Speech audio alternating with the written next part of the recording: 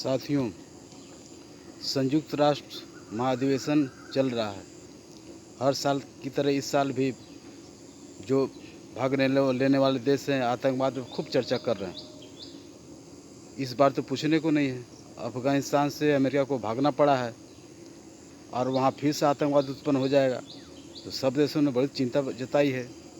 लेकिन साथियों, एक बार भी ये सोच नहीं रहे हैं कि जिस आतंकवाद को ख़त्म करने के लिए अमेरिका अफ़गानिस्तान पर अटैक किया था, लाखों लोगों को मारा गया था, वो वहाँ से भागा क्यों? अब भागने का नतीजा क्या होगा? वहाँ फिर से आतंकवाद उत्पन्न नहीं होगा? क्या वो सोचे नहीं? अब विश्वगुरु भारत और विश्वगुरु भारत से बताया क्यों नहीं कि ऐसा हो सकता है? साथियों, आप अमेरिका को दोष क्यों नहीं देते? क्योंकि आतंकवाद को खड़ा करने वाला अमेरिका ही सबसे ताकतवर संपन्न देश है।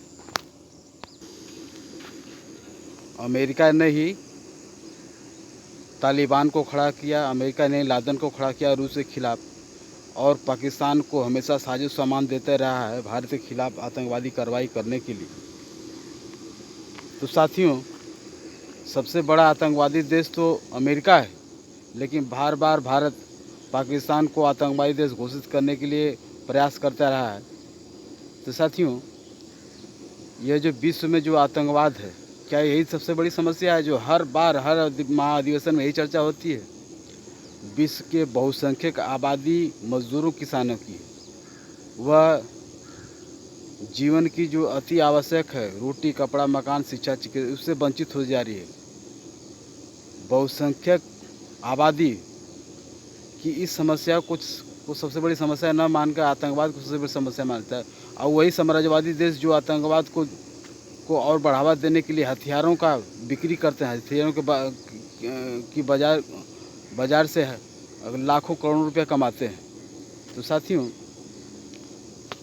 आप अमेरिका से भारत जाकर खूब चर्चा करता है।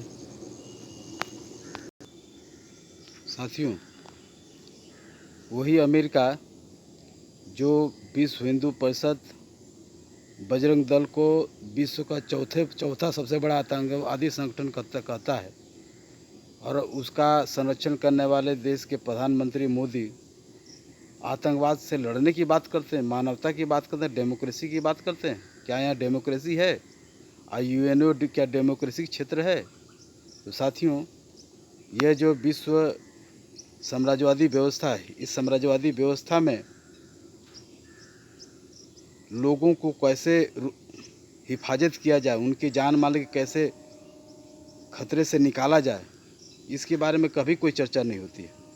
साथियों, कोई देश दूसरे देश पर कब्जा कर ले, जैसा कि अमेरिका ने अफ़गानिस्तान पे किया, ठीक उसी तरह जैसे इंग्लैंड ने भारत पर शासन किया, यह न हो, लेकिन इस पर कोई चर्चा नहीं होती है। साथियों, महाअधिवेशन यह राष्ट्राध्यक्षों का सैरगाह बनकर रह गया है। झूठे वादे किए थे, झूठे बातें वहाँ की जाती है। वहाँ जाते हैं तो ट्रेड डील करते हैं साम्राज्यवादी देशों के द्वारा, भारत जैसे पूंजीवादी देशों के पूंजीपतियों के लाभ मुनाफे में, और नाम लिया जाता है कि यह विश्व बिरादरी, विश्व मानव जाति, पर्यावरण को रक्षा के लिए करने जाते हैं, जबकि वह ऐसा है नहीं।